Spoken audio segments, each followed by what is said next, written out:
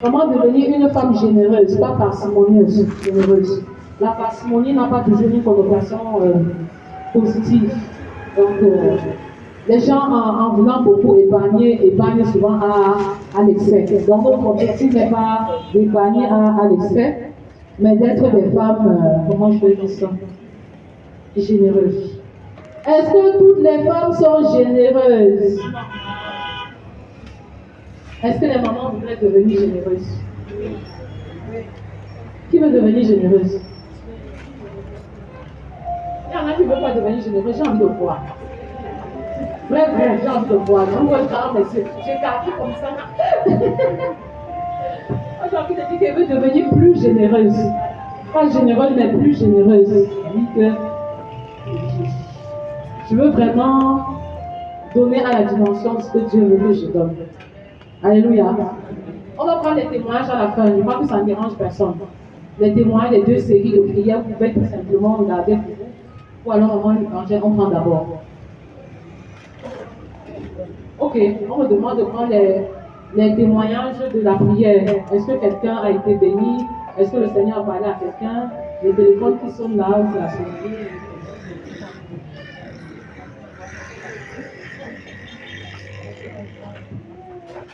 Dieu n'a rien dit. Personne n'a rien expérimenté. On a honte. On a peur. Oui, maman, venez devant. Vous donnez votre nom. Une autre personne, pour qu'on organise un peu. S'il y a une autre personne qui voudrait témoigner de ce que le Seigneur a fait pendant les 2 phases de prière.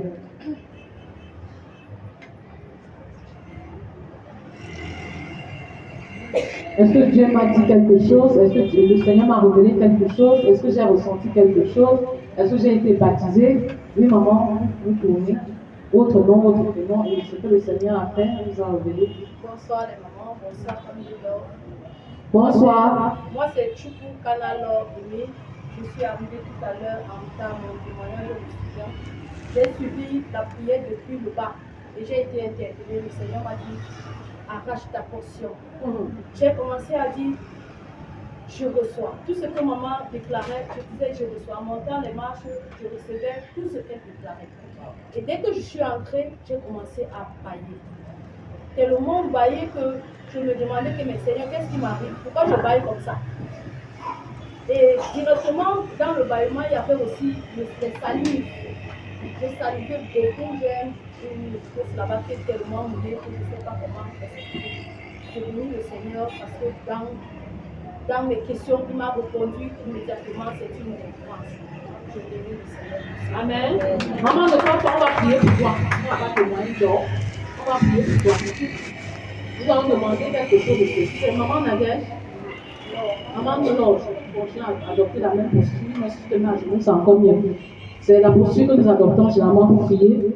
Prions pour maman Laure, demandons quelque chose de spécifique à l'Éternel. Effectivement, comme elle a dit, le signe de bâillement, c'est un signe de délivrance.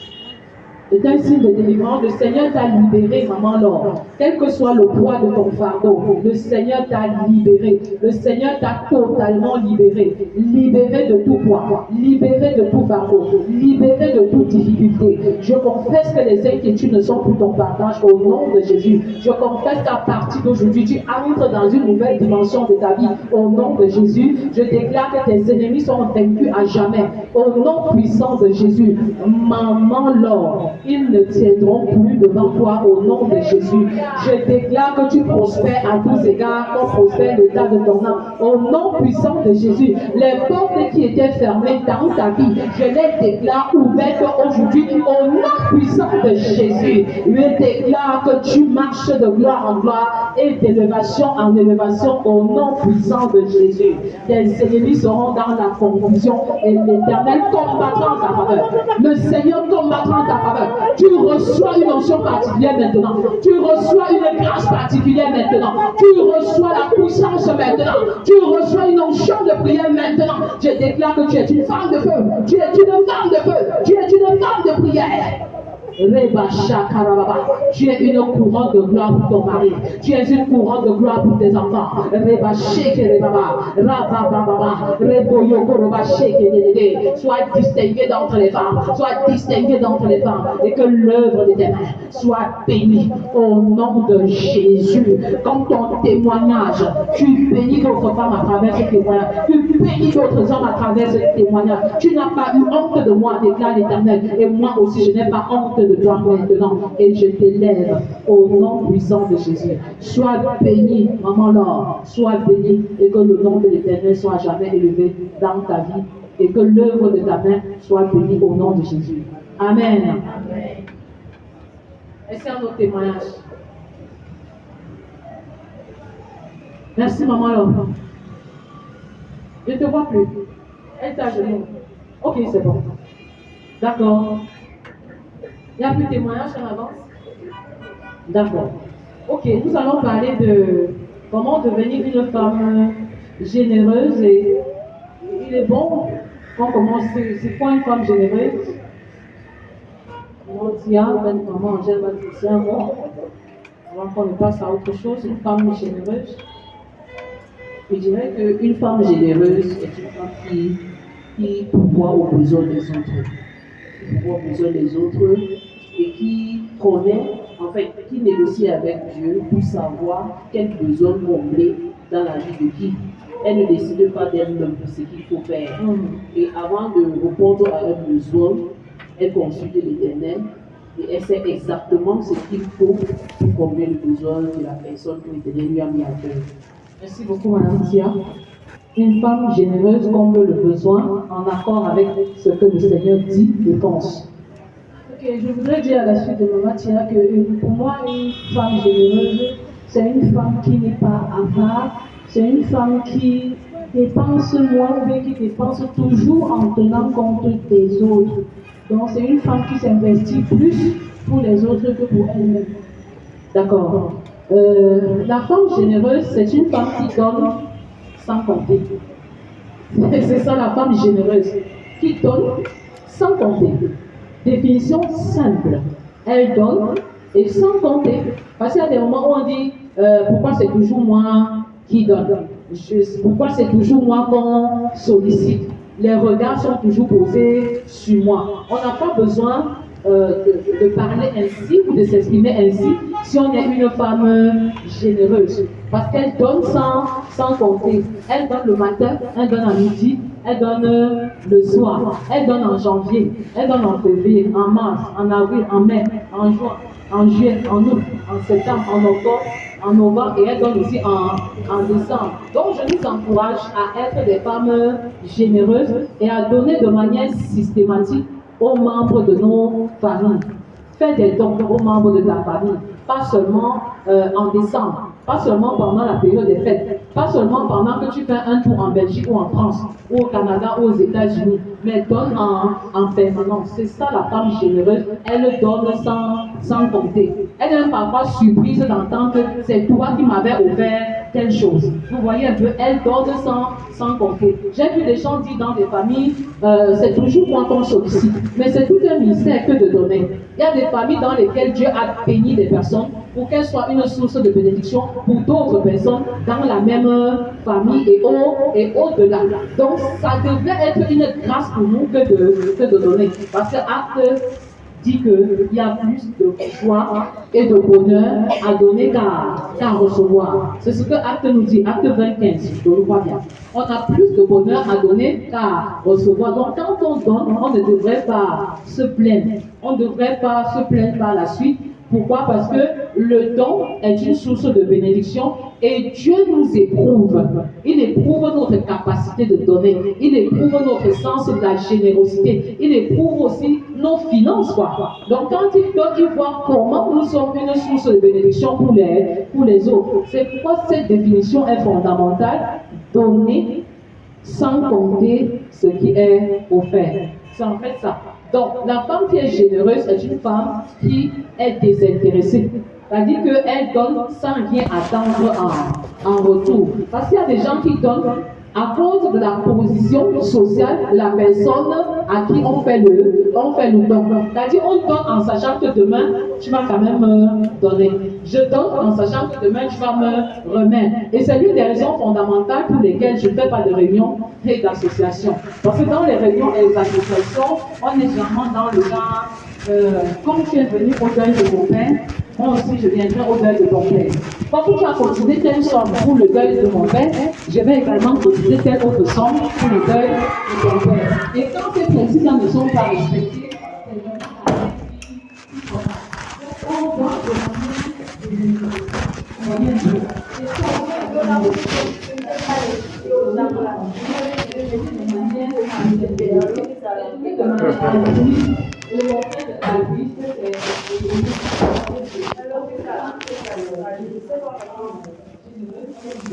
Ils vont devoir appeler d'autres hommes.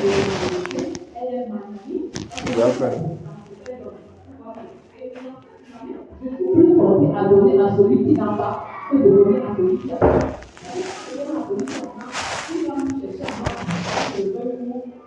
Mais si je donne alors, si je donne à quelqu'un qui ne me connaît même pas, ça rend la chose différente. Et j'ai pu en célébrer mes 25 décembre avec les enfants.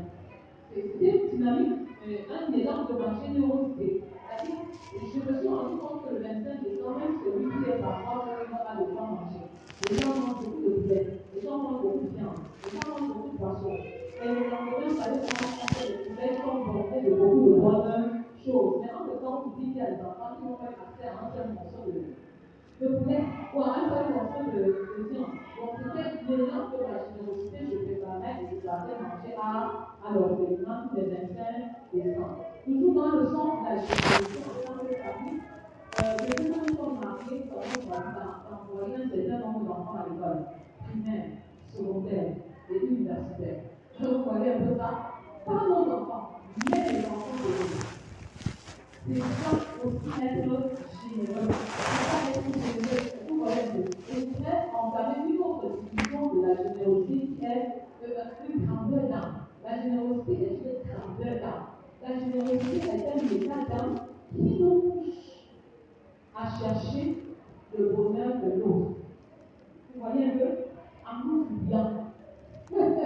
J'aime beaucoup ça. Alors, quand on parle de générosité, tout le monde a comme genre, bon, je ne veux pas quand même à être généreux, mais quand je prends cette deuxième définition, chacun peut un peu se auto-évaluer. C'est-à-dire cette grandeur dans cette disposition de cœur qui me pousse à m'oublier de moi-même, je m'oublie, pour penser aux autres, pour penser à autrui. Vous voyez un peu? Et je me suis rendu compte que nous ne donnions pas parce que nous avions beaucoup. Nous donnons parce que c'était l'élan de notre cœur. C'était l'élan de notre cœur qui donnait. Et quand vous entrez dans cette dynamique, la femme généreuse ou l'homme généreux donne ce qu'il est, donne ce qu'il a et donne ce qu'il fait. Parce que dans le domaine de ma profession, il y a des choses que je donne à mes travailleurs. Il y a des talents que je donne à mes travailleurs, gratuitement. Je donne ce que je fais. Je donne ce que j'aime et je donne ce que je suis. Je voudrais qu'on voit un peu cette double dimension de la générosité, qui ne se retrouve pas dans le dictionnaire. Cette double dimension, en fait, le Seigneur me l'a révélé ce matin pendant que je priais pour le programme. Être généreux, c'est donner le don de soi, le don de ce que je suis. Au-delà du don de ce que j'ai, je donne ce que je suis. C'est le plus grand don, en fait. Et je me suis rendu compte que toute ma vie, je n'ai donné que ce que je suis. Je n'ai pas besoin de beaucoup ce que j'ai. Pas pour dire que je sous-estime ce que j'ai. Moi, j'ai pris l'exemple de la pension qu'on payait aux enfants. Et je me suis rendu compte que lorsqu'on entre dans cette dynamique du don de soi, avant même le don de ce que l'on a, Dieu nous accompagne. Il y a cela, je crois, un an à peine, nous voulions effectivement exprimer notre générosité en envoyant un de nos enfants à l'université. Mais les charges étaient tellement énormes qu'on ne pouvait pas. Mais puisque le Seigneur regardait les gens de notre cœur, il a envoyé un de nos enfants donner pour notre cœur. Alléluia. Je ne sais pas si vous voyez la formule. Je veux envoyer un enfant à l'université. Ce n'est pas mon enfant, dans tous les cas. Et puis, les charges financières sont hyper énormes à la rentrée scolaire. rassure pas développer le nombre d'enfants. Et pendant que nous sommes en train de prier, c'est un autre enfant dans la foi. Vous voyez comment c'est bien d'avoir les enfants dans la foi. Qui vient déposer exactement la pension de cet enfant qu'on devait. Vous voyez, de cette pension qu'on devait payer. Alléluia. Et parce qu'on comprend un peu. Donc, en fait, la générosité, c'est le don de soi. D'abord, avant de donner ce que l'on a et tout autre chose. Donc, si je dis que je suis généreuse, c'est que je donne mon temps, je donne mon talent et je donne mon trésor. Je prie. Et je donne tout cela pour le bien-être pour le bien-être des autres, pour le bien-être de l'autre. Et pendant que je réfléchissais également sur ma question, je faisais souvent encore trouver que les gens n'ont jamais vu faire mieux. Donc Jésus est l'incarnation de la générosité. Il est la générosité par excellence. Tout ce que Jésus a fait était pour les autres. Et rien pour lui-même. Si nous voulons dire que nous voulons expérimenter la générosité et que nous voulons continuer la générosité, nous allons commencer à agir de cette œuvre. Et si je fais un exemple, c'est de dire 7 minutes, rendre visite à quelqu'un, c'est devenu quelque chose de compliqué. Je me rends compte que je peux prendre 5 minutes, je peux avec un temps de 5 minutes, je peux avec un temps de 30 minutes, je peux avec un temps de 6 heures de temps, nous avons terminé de dire de chaque jour. C'est ça la générosité. C'est ça la générosité. Mais je me suis aussi rendu compte que pendant que je prie pour les personnes malades, Dieu nous a aidés. Je ne me souviens pas la dernière fois que je suis tombée malade. Alléluia. Je ne crois pas que je prie. Pendant que tu es en train de donner aux autres, le Seigneur va te donner en retour. Alléluia. Donc, apprenons à être des femmes de soupirants. Une témoin témoignage, oui, on va l'appeler. Pendant que maman est en train de parler, le Seigneur nous a probablement fait un principe de l'enfant de l'Église, selon ce qu'on a fait de définition. C'est quelqu'un qui ne sait pas s'afficher. C'est quelqu'un qui a besoin de se détacher des choses de monde, de se détacher des personnes, de se détacher. Je voudrais dire que l'année passée, quand ma première fille allait à l'université, quelques temps avant, le Seigneur m'avait mis à cœur de faire un paquet pour le compte de famille à tous les enfants qui ont suivi les églises comme les étudiants. Ce que j'ai fait. Et à la rentrée en octobre, j'ai rentré une extrait. C'est une maman qui m'appelle et me dit que le Seigneur a mis à cœur de payer la pension. Est-ce que tu as un enfant qui va à l'université? Je dis oui. Parce que le Seigneur me met à cœur de payer la pension de cet enfant. Je dis bon. Et puis, j'ai dit à la maman là, comme toi tu es à ça, maman, je préfère que tu me fasses le même enfant et que tu me fasses le témoignage de ce que tu viens de leur raconter. Si pour elle voit l'importance de ce que le Seigneur est au contrôle. Et pendant que je demandais à Dieu, Seigneur, pourquoi tu fais ça? Est-ce que je mérite? Et pendant que je demandais ça, le Seigneur pouvait voir la joie de tous les enfants qui avaient le soir, qui étaient pour enterrer. Donc je dis, le Seigneur, quand on donne, c'est que maman, c'est vrai, on donne le soin de tout. Surtout quand on donne de manière désinvestissée. Amen. Nous allons prendre quelques exemples de femmes généreuses, des femmes qui ont exprimé leur générosité d'une façon équilibrée. La première femme que nous allons suivre, c'est Nathalie, avec le numéro de parole. Elle dit ensuite au fils Nathalie, c'est la femme de Nabal.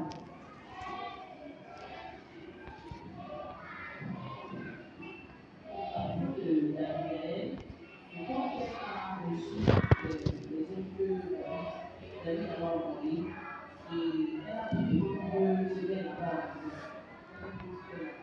Pour aller au devant de la vie, pour parler et pour présenter les enfants. Ça, c'était quand elle a reçu son retour à sa faveur, mais aussi pour le bien de ses hommes. Je crois que je dirais qu'elle a été généreuse. Je ne sais pas si vous avez appris. Effectivement, je suis d'accord que la Nathalie, c'est la femme de bon sens. La Bible la qualifie d'une femme fort belle. La Bible dit qu'elle est Corbel, ça c'est un Samuel 25, qui dit cela. C'est une femme de bon sens, Corbel. C'est une femme qui a su garder le silence et a agi à l'issue de son mari. Et c'est quelque chose qui manque énormément aux femmes de cette génération qui sont toujours en train de se plaindre et qui parfois remettent en contre-temps certaines réalités à leur mari, certaines réalités qui finissent par être dévastatrices en quelque sorte. Donc, Abigail ici peut être un exemple de femme généreuse en ce sens que David avait besoin des provisions, mais son mari qualifié de dur, il ne vaut rien par la vie. La Bible est dur, on appelait dur, on va être un homme dur. La Bible qualifie de dur, n'a pas voulu en fait donner des provisions. Et David était prêt à se venger de Israël, après il devait remporter la victoire. Mais dans le silence et dans le secret, Abigail a effectivement eu la force et le courage de préparer les provisions qu'il fallait. Et j'aime beaucoup son attitude parce qu'elle va vers David, elle se met à genoux et elle reconnaît la faute de son mari. Vous voyez, et quand son mari n'était même pas au courant de ce qu'elle était en train de planifier. Et j'ai jamais me dit, mais s'il y a un complot contre ton mari, contre ton foyer, est-ce qu'il y aura des personnes qui viendront te dire attention, il y a quelque chose qui se passe?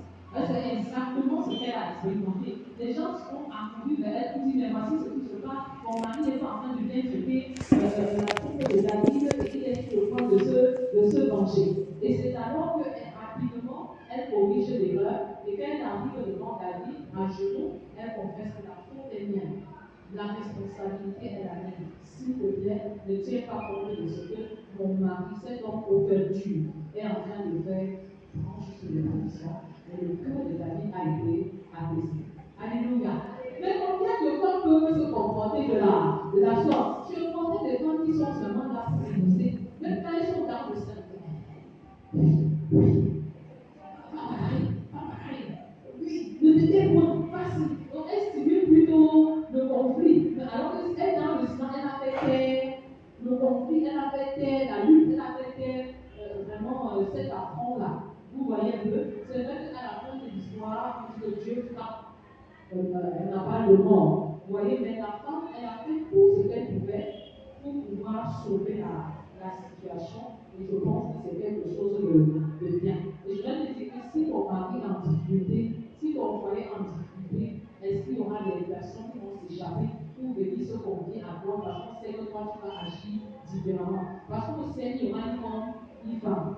Chacun de nous aura à rendre compte à Dieu. Donc, à un certain moment, les femmes se cachent aussi derrière leur mari, se cachent derrière la méchanceté de leur mari et se mettent à faire n'importe quoi. Nous devons faire attention d'être comme des Ananias et des Saphira. La cupidité ne va pas nous aider. Si je suis cupide, je ne peux pas être généreuse au même moment. Vous voyez un peu? Donc, Abigail n'a pas dit que pour aucune de position, ça va coûter, c'est lourd, c'est important. Non, elle a tout fait et elle a donné pour sauver son foyer, pour sauver son mari, pour sauver sa maison. Et il y a des moments où il faut agir vraiment comme ça. Mais si c'est d'abord, elle va penser à une nouvelle fête, une nouvelle robe, une nouvelle, je ne sais pas moi. Elle va se dire, elle va lâcher. Ou on va lâcher, elle va déclarer qu'elle n'a jamais eu de l'argent.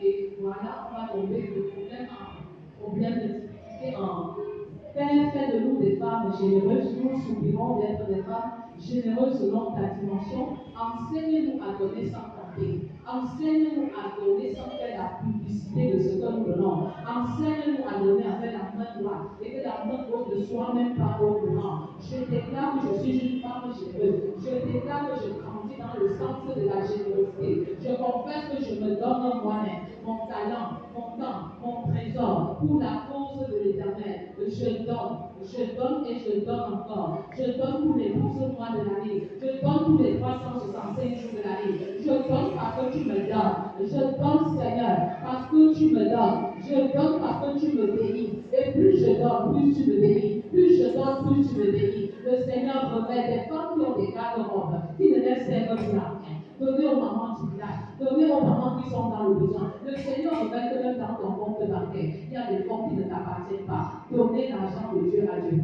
Donnez l'argent de Dieu là où cela doit être. Seigneur, tu bénis. Seigneur, tu bénis. Tu bénis encore. Mais donne-nous surtout un sens élevé de la générosité. Donne-nous de donner. Le sens de l'altruisme. Donne-nous d'être noble. Donne-nous d'être altruiste. Donne-nous d'être magnanime. Donne-nous d'être comme Abigail. De ne pas regarder au bien matériel. De ne pas nous attacher au bien matériel. De ne pas nous attacher à l'argent. De ne pas être cupide comme Anania et Saphira. Libère-nous de l'attachement au don matériel, de l'attachement au don financier. C'est ça qui va davantage nous préparer à être des femmes généreuses à la dimension de ce que tu attends de nous au nom puissant de Jésus. Amen. Une autre femme généreuse dans la Bible, c'est la femme de Christ. Si vous lisez Proverbe 31, verset 20, vous allez prendre compte qu'elle est un bon malheureux qui est un amour à oui, je voudrais dire que tendre la main à l'indigence, c'est toujours donner sans tenir compte de soi. Et c'est ce que le Seigneur attend véritablement de nous. Tout à l'heure, ça pourrait monter dans mon cœur. Les femmes de ce siècle n'ont jamais. Quand on regarde dans les réseaux sociaux, on regarde la télévision d'information, on voit les tueries dans le foyer. Pourquoi? Parce que la femme a gagné.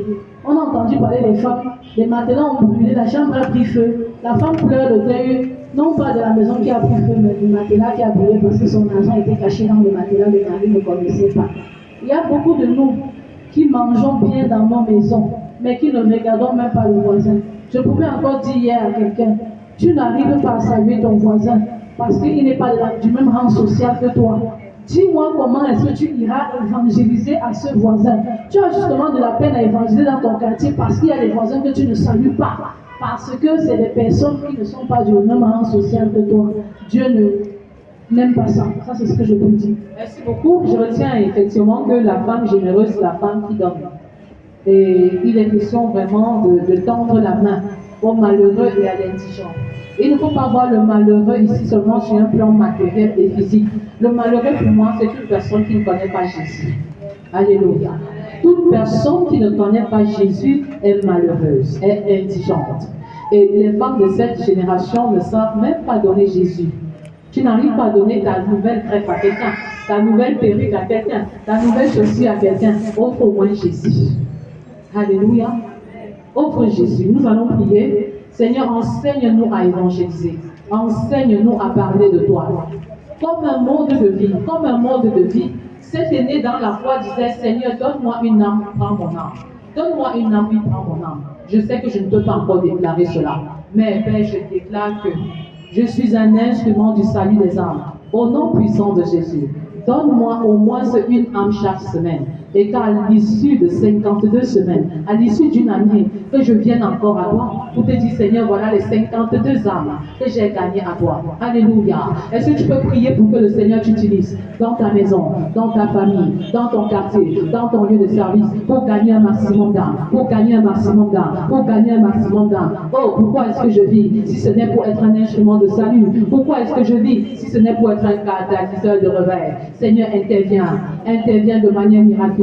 Interviens de manière miraculeuse. Toi seul, tu peux changer les cœurs de pierre en cœur de chair. Fais de moi un catalyseur de réveil. Fais de moi un catalyseur de transformation de cœur. Seigneur, mets devant moi le fruit mûr. Mets devant moi les cœurs déjà disposés. Reçois le feu missionnaire. Reçois le feu missionnaire. Mets en nous le fardeau du salut des âmes. Mets en nous le fardeau du salut des âmes. Chaque jour qui passe, des âmes meurent. Chaque jour qui passe, des hommes meurent. Chaque jour qui passe, des enfants meurent. Je refuse d'être indifférent. Je refuse d'être insensible à de telles choses. L'onction missionnaire, le fardeau missionnaire, le fardeau missionnaire, le feu de la mission, le feu de la mission nous embrasse, le feu de la mission nous embrasse.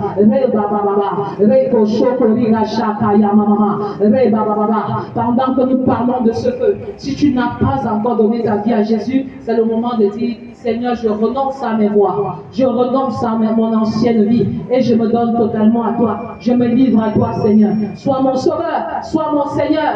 Oh Père, prends la direction de ma vie et fais de moi la personne que tu décides que je sois. Commence à lire la Bible chaque jour. et à prier en parlant à l'Éternel. Au nom de Jésus. Amen.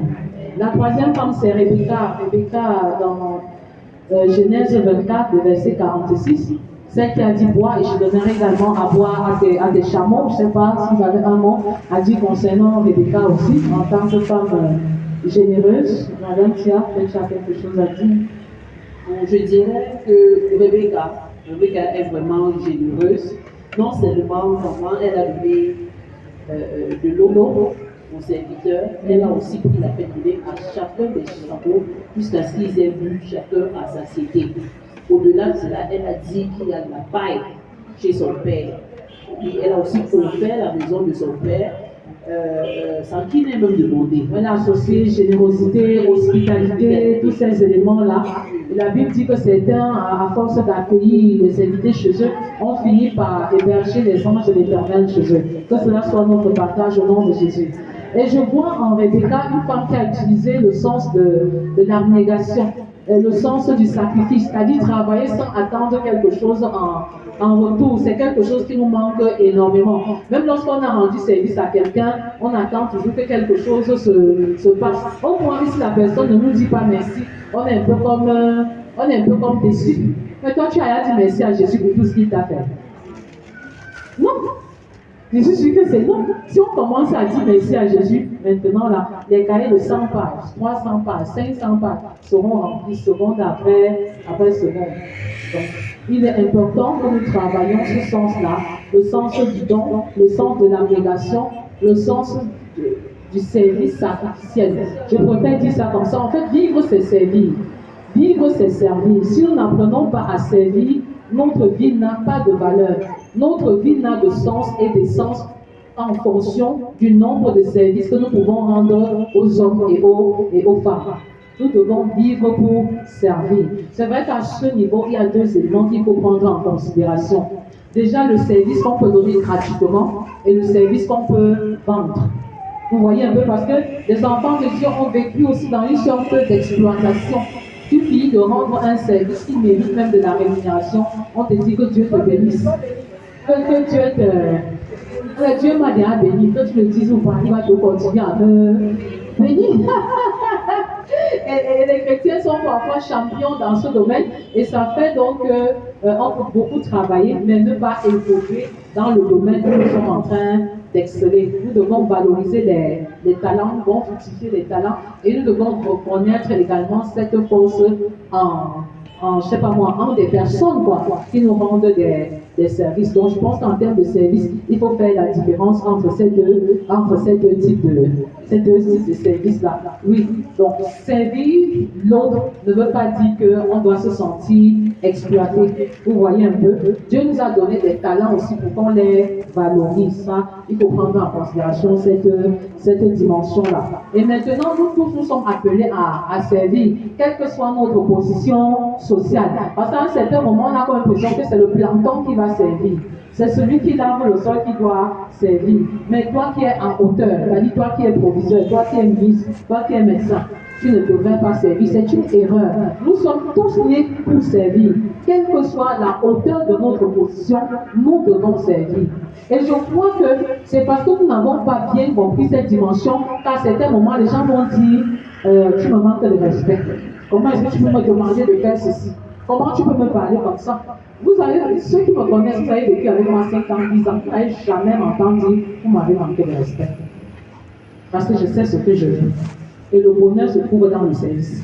Mais la seule fois où quelqu'un va te servir, au nom de ce que tu es plus jeune, ou de ce que tu es son cadet, ou de ce que c'est ton chef sur le plan hiérarchique, c'est comme si tu étais redevable. Non, je t'ai plutôt donné l'occasion d'être béni.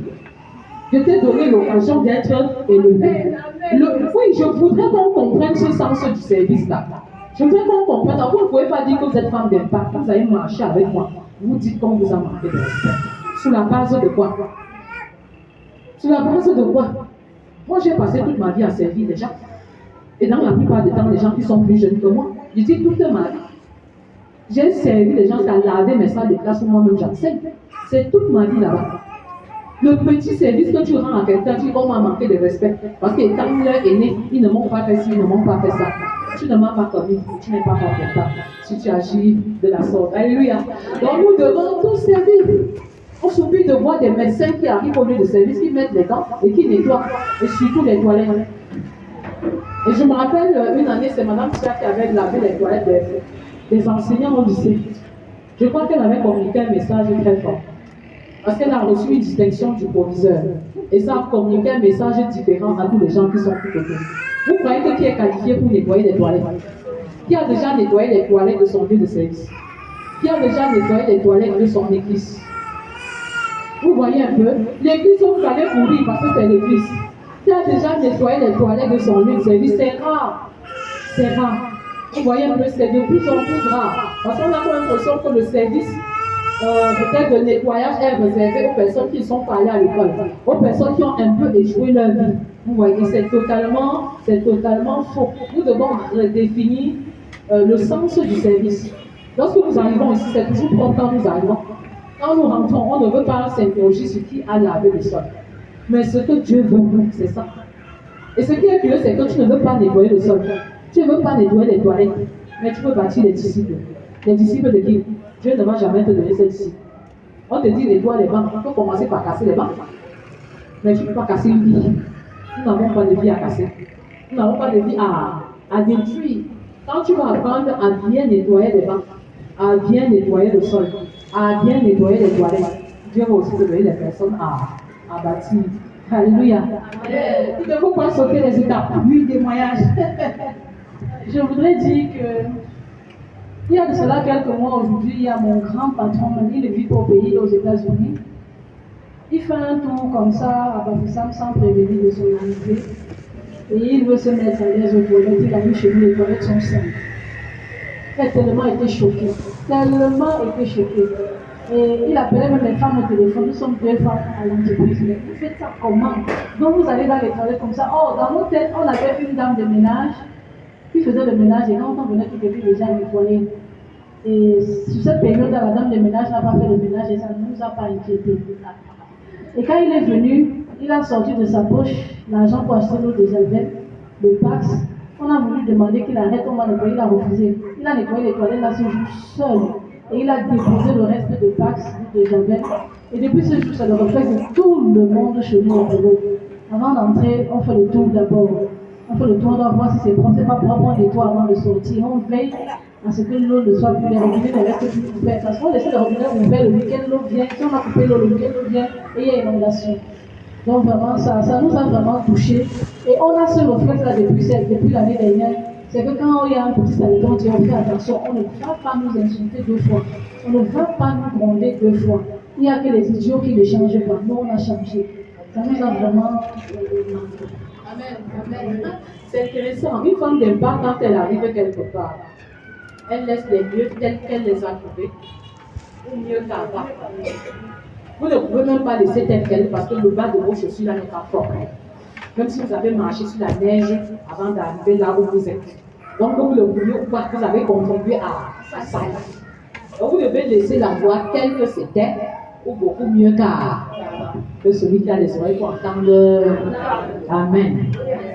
Ok, pour mon témoignage, j'ai une famille recomposée et du coup, mes enfants ont plusieurs grand-mères.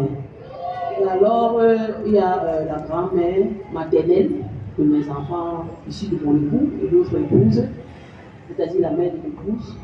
Elle est une maman, en fait, qui est démunie véritablement et elle n'a pas d'enfant, du coup biologique, quoi. Elle n'a plus d'enfant, elle est véritablement démunie.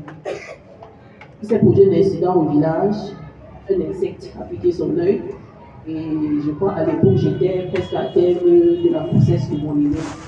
Elle a débattu à la maison sans prévenir et quand je dis l'ordonnance, il fallait opérer l'œil urgemment. Mon époux était absent et j'ai dû l'amener à l'hôpital. On a programmé l'opération, elle a fait 1 semaine à l'hôpital, nous avons continué les charges. J'allais là-bas chaque jour et quand elle est sortie de l'hôpital, je l'ai encore hébergée à la maison pendant 1 mois, pendant lesquels je prenais soin d'elle, je formais ses besoins.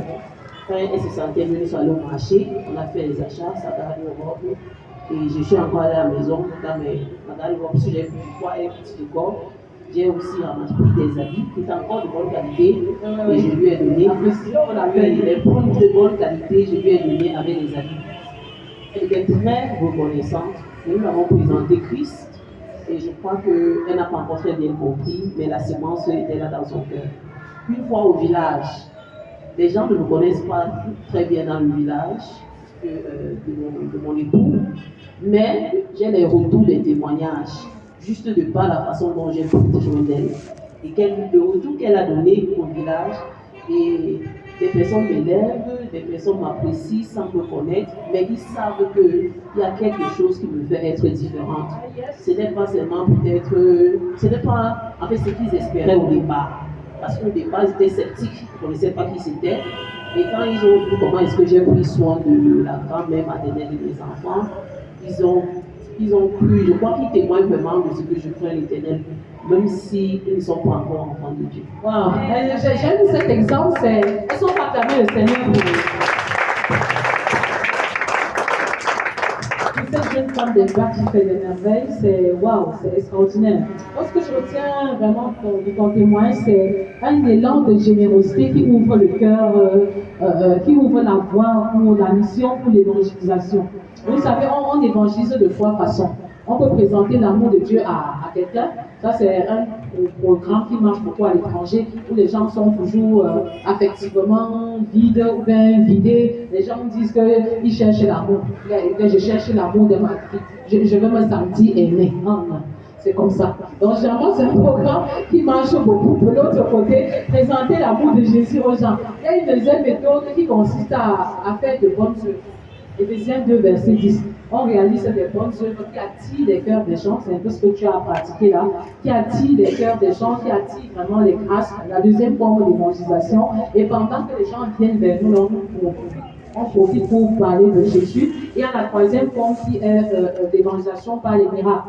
L'évangélisation par la démonstration de la puissance de Dieu. C'est-à-dire qu'on prie pour des personnes qui ne connaissent pas Christ et elles guérissent. Et à la fin, on leur présente naturellement Jésus. C'est Jésus qui guérit. C'est au nom de Jésus que tu as été guéri. Accepte-le dans ton cœur et tu auras une vie extraordinaire. Alléluia. Donc, merci Madame Tia pour cet élément. On va parler de la veuve de Sarepta. Avec un roi 17, vous vous rappelez? Oui, la veuve de Sarepta. Est-ce qu'on peut dire un mot sur le sens de la générosité de la veuve de Sarepta? Oui, pour ce qui est de la veuve de Sarepta, elle est surprise par la visite de l'homme de Dieu, qui ne lui annonce pas qu'il va venir, et qu'il va venir autant pour moi. Et de surcroît, il lui impose de faire quelque chose pour lui. Il lui dit, va pour me préparer tel menu et donne-moi. La veuve de Sarepta regarde à ce qu'elle a, mais elle n'hésite pas. Elle sacrifie non seulement elle, mais elle sacrifie aussi son fils. Et elle accepte ce qui va se passer après. Je le fais au risque de mourir par la suite, mais pourvu que je nourrisse l'homme de Dieu. Donc voilà pourquoi est-ce que je peux dire que la veuve de Sarepta est une véritable femme généreuse. Elle est vraiment généreuse, vraiment, Angèle, parce qu'elle n'avait qu'une poignée de farine, hein, et une poignée et très peu d'huile. Poignée même, c'est trop dit. Et l'homme de Dieu te donne la parole. Voilà. Moi, je dois marcher, moi, tu sais pas ça. Ça, c'est grave, ça. Et puis, le serviteur de Dieu la rencontre pendant qu'elle est en train de chercher le bois. Elle ramasse le bois. La preuve quand je dis qu'elle est même peu, parce qu'en fait, à l'époque, ce sont les hommes qui devraient chercher le bois. Elle ramasse le bois et elle est dans la dynamique où mangeons et buvons, mon cher fils, car demain, nous allons mourir. Parce qu'il n'y avait plus rien, c'est une période où il y a la famille, il y a la disette, il y a la sécheresse, et voilà un posto. Donc c'est vrai, il est même gros, il est même robuste, il veut même encore manger. Le dernier bout de pain que j'ai, comment. Et ce qui est intéressant, c'est qu'elle n'a même pas hésité. Elle a rapidement fait le pain, et puis elle a donné à manger au prophète Élie. Et je vois en ça vraiment le discernement. C'est-à-dire qu'elle a discerné parce qu'en fait, quand vous lisez dans 1 roi 17, vous allez vous rendre compte que c'est Dieu qui avait ordonné à cette veuve de faire manger le prophète. C'était un ordre de l'Éternel. J'insiste pour voir parce qu'il y a des femmes, comment je vais les appeler, insensées. Je vais utiliser une parole de la vie. Et si je dis autrement, vous avez dit qu'il vous a insulté, vous n'avez pas insulté, c'est ce que la Bible dit. Il y a des femmes insensées qui laissent leur mari à la maison affamé, qui laissent leurs enfants affamés à la maison pour aller donner à l'homme de Dieu. Est-ce que Dieu t'a dit de donner à l'homme de Dieu? Est-ce que vous voyez un peu? Il y a des femmes qui cherchent les enfants, mais elles partent dormir avec l'homme de Dieu pour avoir l'enfant. L'homme de Dieu, c'est ton mari. Donc il y a des femmes qui sont vraiment insensées en narcisse et en honnête du marché. Tu veux être bien par l'homme de Dieu.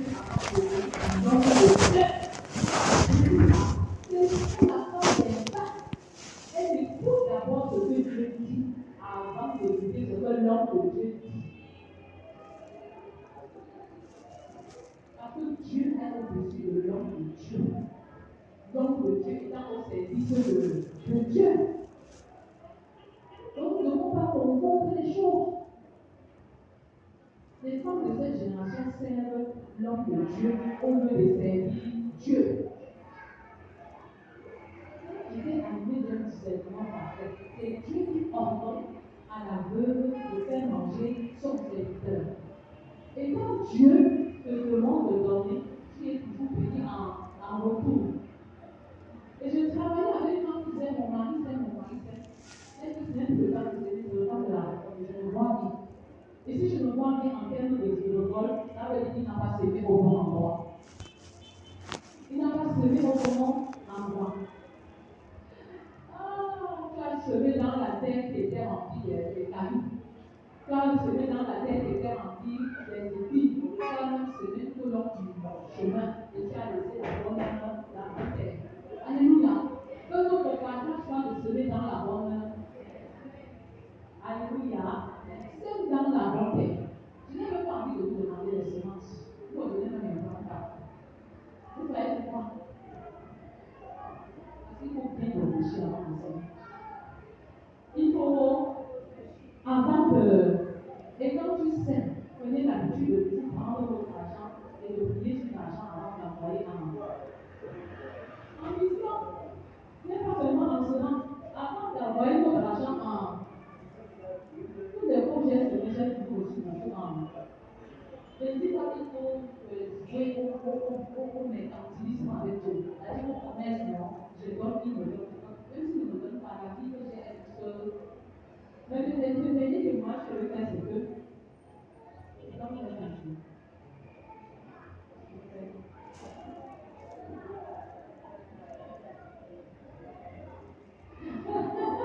Ok, je vais faire le témoignage. J'ai fait un don au nom de tous les membres de famille Lord. Tous les membres de famille Lord, sachez que le don était à votre main. J'avais fait un don de 100 000. Et 2 jours après, j'ai reçu 200 000. Le même jour. Il faut faire les pas de foi avec Dieu. Après, j'ai encore semé 200 000. J'ai envoyé 100 000. 3 millions. Mon Dieu, c'est Dieu qui multiplie. C'est Dieu qui multiplie. Quand tu fais des valeurs de semence, regardez d'abord la semence. Regardez d'abord. Parce que quand il est en train d'aller au moment, toutes les gens qui vont. Comme il est en train d'aller en Marois, dans les Médicaments, Est. Vous pouvez se mettre dans ce projet, je pense qu'on va sauver les familles dans ces zones-là. Alléluia. Il faut savoir où on sème. Il faut semer avec discernement. Avec discernement, il faut semer dans la bonne terre. Il faut semer dans la bonne terre. Le Seigneur nous surprend quand nous faisons de bonnes semences. C'est lui qui a dit, si nous semons abondamment, nous allons récolter abondamment. Quand je faisais cette semence, je ne savais pas.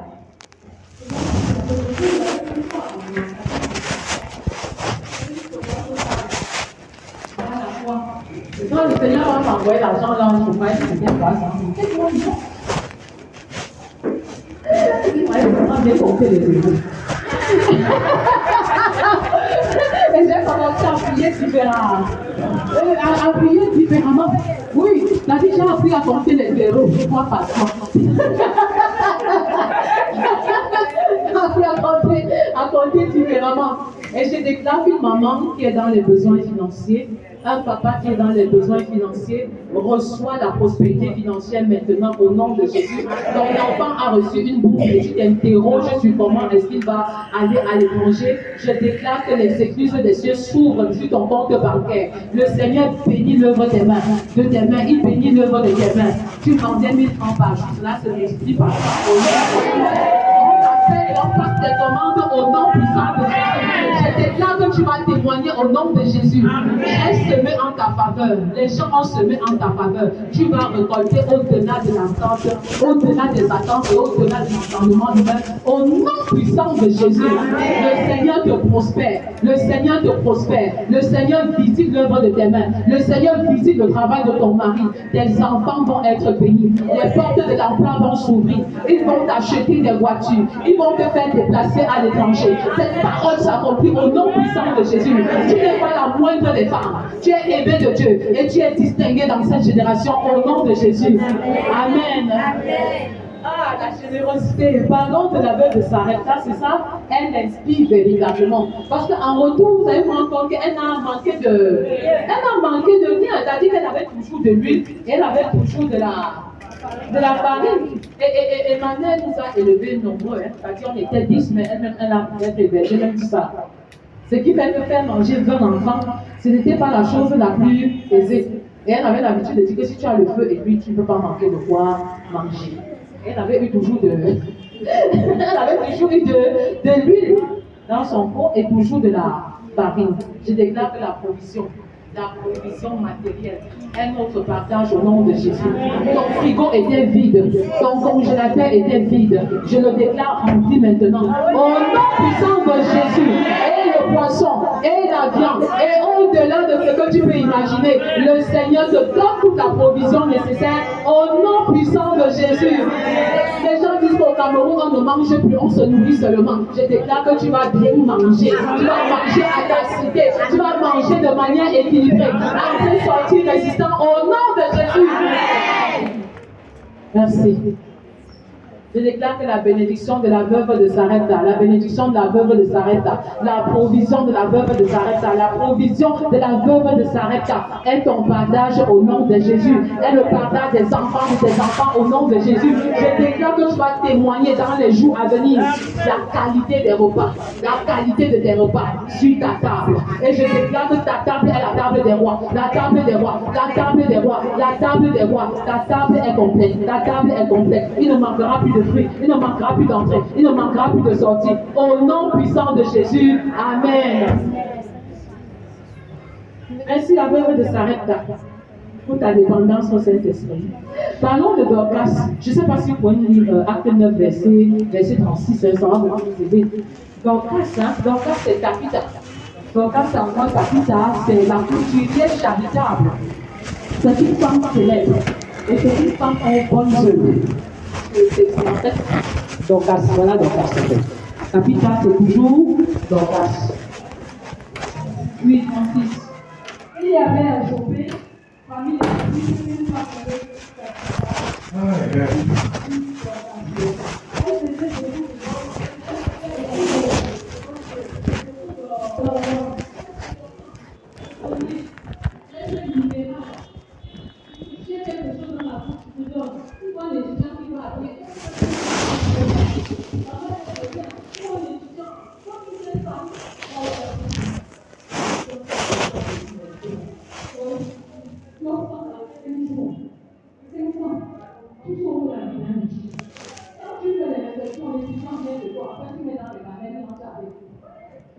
Alléluia. Les femmes, tu as tellement d'opportunités, tu ne peux pas dire que tu n'arrives pas à donner. Tu n'arrives pas à donner. Comment t'appeler le Seigneur en moi quelqu'un, c'est qui je vais exercer ma générosité. Avant que la vie de ton il y a un enfant sans caleçon qui va se présenter. Un enfant sans chaussures qui va se présenter. Un enfant qui va se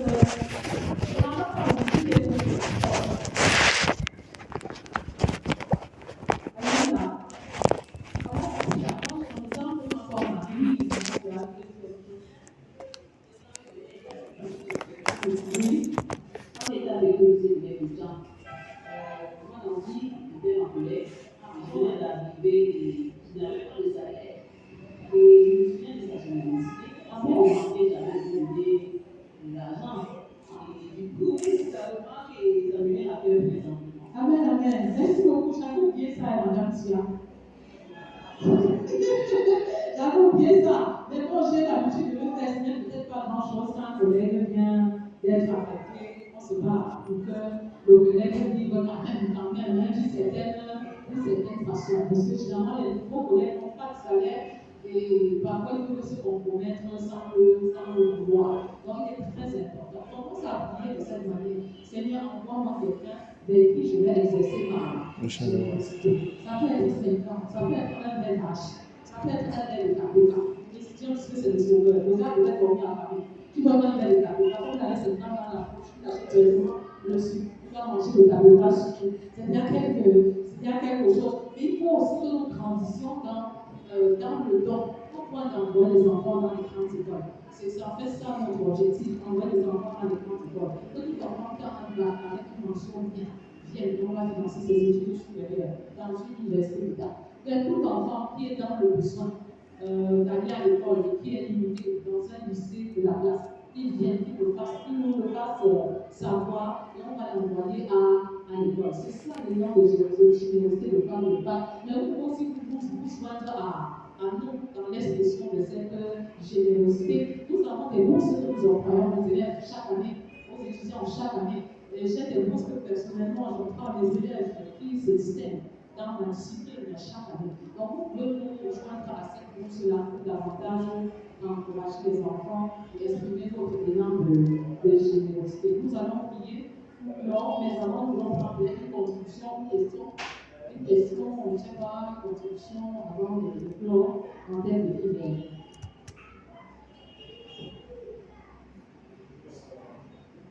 On va tous dire quelque chose. Merci comme contribution. En plus de la radio de Sarita, il y a la tsunami, il y a également le musée de générosité. Ce qui m'a vraiment intéressé, c'est que lorsque l'homme de Dieu est arrivé, elle a été mise en message. Elle a compris que sa maison était habitée rapidement. Elle a demandé à son mari qu'il construise une chambre pour l'homme de Dieu. Elle s'est dit, l'homme de Dieu là va souvent passer ici.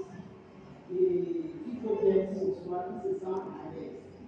En réalité, elle ne le faisait pas pour l'impressionner. Parce que c'était pour l'impressionner, au départ, on a dit que c'était une femme de bien. Vous savez qu'elle avait les moyens pour une construire là. Mais elle a reçu une chambre où elle a mis un lit, une table, une chaise et un chandelier. On dit que c'était une femme vraiment généreuse. Elle a compris que l'homme de Dieu ne doit pas manger, il doit pas manquer tout dormir. Et ce qui m'a vraiment challengé, j'ai dit, il faut que parmi nous, je me rappelle qu'il y a une dame qui m'a demandé, lorsque les hommes de Dieu qui paye combien? Oui, le collègue m'a posé cette question, qui paye combien? J'ai expliqué, je lui ai dit, ma soeur, je n'arrache pas ça, je continue à chercher combien. Merci beaucoup. La porte dynamique a effectivement fait preuve de solidarité. Nous n'avons peut-être pas fait tout de la Bible, puisque selon 2-3 femmes qui ont fait preuve de générosité et de solidarité. Et la femme dynamique aussi. Oui, Ariane de Nico est là. La femme dynamique aussi est un exemple à suivre et qui nous donne de comprendre, elle peut avancer un peu, qui nous donne de comprendre effectivement que nous avons besoin d'avoir des chambres hautes pour des personnes de passage chez nous, des espaces de prière pour les étrangers. Comme nous disions tout à l'heure, l'hospitalité peut nous pousser à recevoir les anges dans nos maisons. Et merci. Comme contribution, l'ensemble des oratrices nous a dit tout à l'heure que nous devons travailler à croître dans notre élan de générosité. Nous devons signifier que nous devons croire. La Bible pouvait dire, ne n'offrez pas l'Éternel à tout ce qui ne me coûte rien. Pendant que c'est l'expression des oratrices qui parlent, on a l'impression que elle est honnête, elle ne le faisait plus, elle n'avait pas mal. Non, bon. Un vrai homme finit toujours par nous quitter quelque chose. Je ne crois qu'on doit même grandir au point de dire, Seigneur, apprends-moi à donner, à te donner, à donner à mon voisin, à donner à mon prochain. Quelque chose c'est assez important pour moi. Parce que quand c'est important pour moi, ça pince quand même le cœur. Les témoignages que Madame Tia, elle pouvait dire, elle a donné les vêtements qui étaient encore de qualité. Et ça m'a rappelé, David me disait souvent, on n'offre pas de ses anciens vêtements à une personne sans avoir complété par les habits dont on n'a jamais porté. Merci. Merci infiniment. Donc, avant de prier, nous allons donner quelques astuces pour devenir une femme vertueuse. Je suis en 6 points. Comment une femme généreuse, je temps pour moi. Une femme généreuse, comment est-ce que je peux faire pour devenir une femme généreuse? En premier point, il faut d'abord développer une attitude de reconnaissance. Vous voyez un peu, il faut être reconnaissant. Si tu n'es pas reconnaissant pour un morceau de pain qu'on t'a donné, si tu n'es pas reconnaissant pour un stylo qu'on t'a donné, il te sera très très difficile d'être quelqu'un de généreux. Si tu as passé une nuit chez quelqu'un un jour, quelqu'un t'a hébergé, sois reconnaissant envers la personne. Ne te mets pas seulement à critiquer l'état de la maison. Ne vois que la personne t'a accueilli, oui.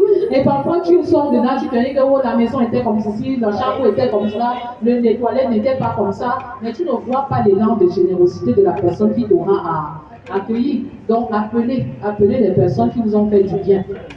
Il y a cela un mois, une semaine, un an, et dites-leur merci. Il y a des parents aussi qui n'arrivent pas à exprimer la reconnaissance à leurs propres enfants parce qu'ils attendent en fonction du salaire de l'enfant. Donc ils ne voient pas le don, mais ils voient plutôt la quantité d'argent que l'enfant a en retour. Ce n'est pas une bonne chose. Appelez les enfants, appelez les personnes et dites-leur, je vous dis merci pour ci et je vous dis merci pour cela. L'action de grâce attire l'onction, la puissance et d'autres bénédictions. Deuxième élément, apprenons à écouter les autres personnes dans le sens de les comprendre. Écoutons les autres. En écoutant les autres, on pourra facilement se mettre à leur place. On pourra les comprendre et on pourra facilement répondre à leurs besoins. En 3, arrêtez de vous plaindre. Arrêtez toujours de vous plaindre de ce que la vie vous offre. Arrêtez de vous plaindre parce que les plaintes attirent une atmosphère très négative. Alors que l'action de grâce ouvre les portes à une atmosphère favorable de grâce et de bénédiction. Donc, quand vous dites merci, les portes s'ouvrent. Et quand vous plaignez, les portes se ferment. Donc, nous devons faire énormément attention à ce niveau. Et je le dis pourquoi? Parce que les femmes aiment beaucoup comparer. Et comparaison n'est pas raison. Telle a une maison, telle a une voiture, telle a ceci, moi je n'ai rien. Mais tu n'es pas les autres. Et tu ne seras jamais les autres. Tu es unique et tu es spécial en ton genre. Donc, apprends à vivre une vie d'action de grâce. Commence à vivre une vie d'action de grâce prophétique. Tu as dit merci à Dieu pour ce que tu n'as même pas encore reçu. Pour ton mariage qui n'est pas encore célébré. Pour les enfants que tu n'as pas encore. Pour l'argent que tu n'as pas encore. Moi, je parle de temps à dire merci à Dieu. Pour le salut des âmes dans le monde entier. Même si mon passeport est à périmé. Autre chose, poser des actions bénévoles. Poser des actions bénévoles. Poser des actions sans attendre quelque chose en retour. Poser des actions anonymes. Poser des actions de telle sorte qu'on ne peut pas retrouver l'auteur de l'action. Mais de très bonnes actions. De très très bonnes actions. Il y a 1001 méthodes d'y procéder. Efforcez-vous à vivre en harmonie avec les autres.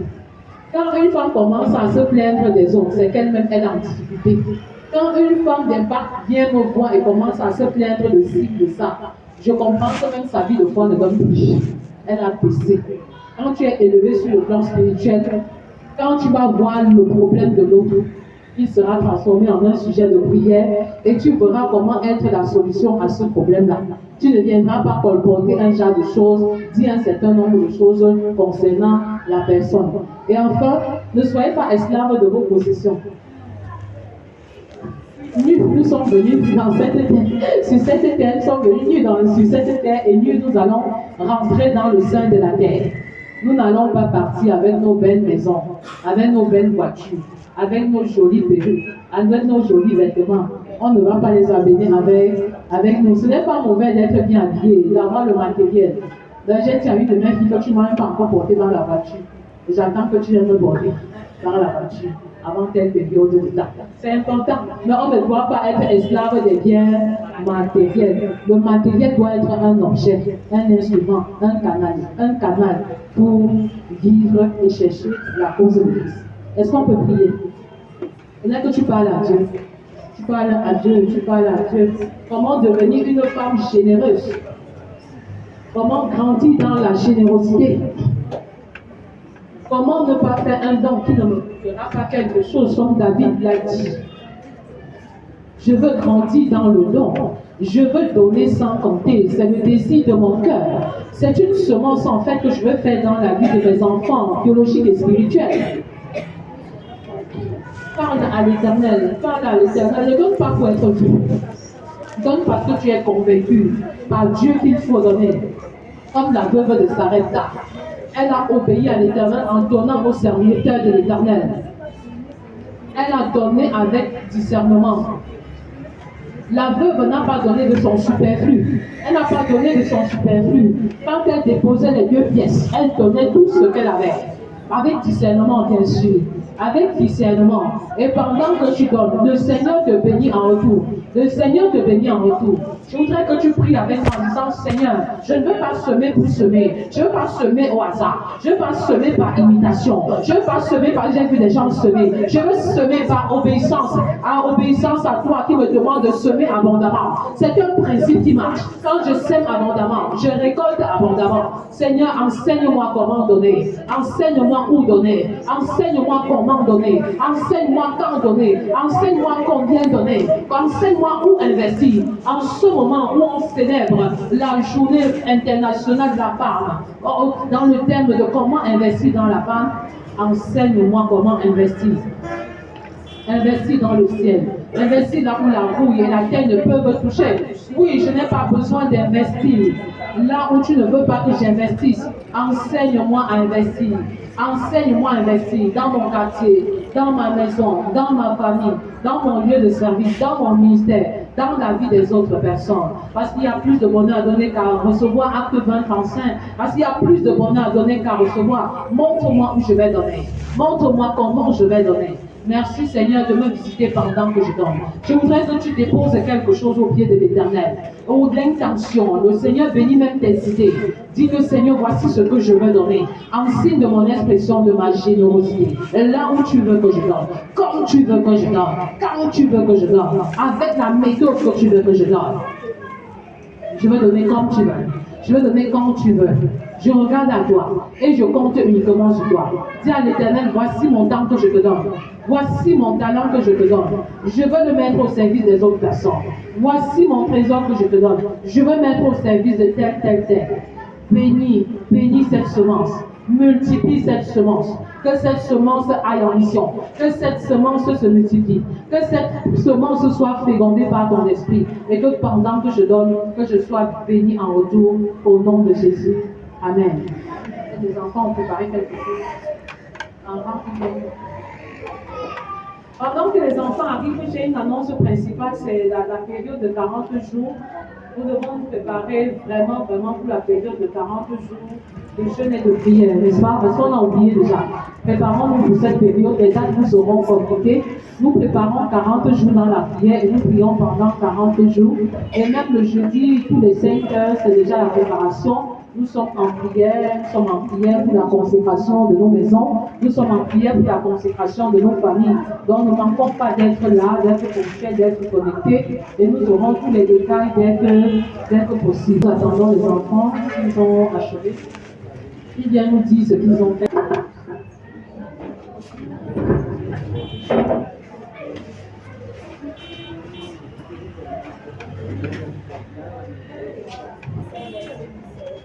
De Corinthiens 7, verset 17. Si quelqu'un est en Christ, il est une nouvelle créature. Les choses anciennes sont passées. Voici, toutes choses sont devenues nouvelles. Galates 2, verset 20. J'ai été crucifié avec Christ, et si je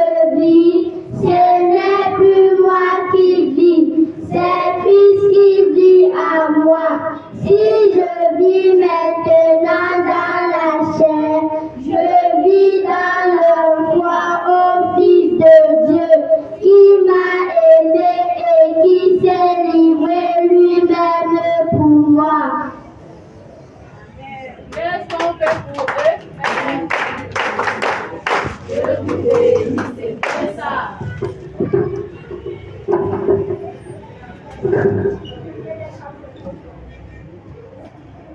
fini, Tata. Une bien un peu.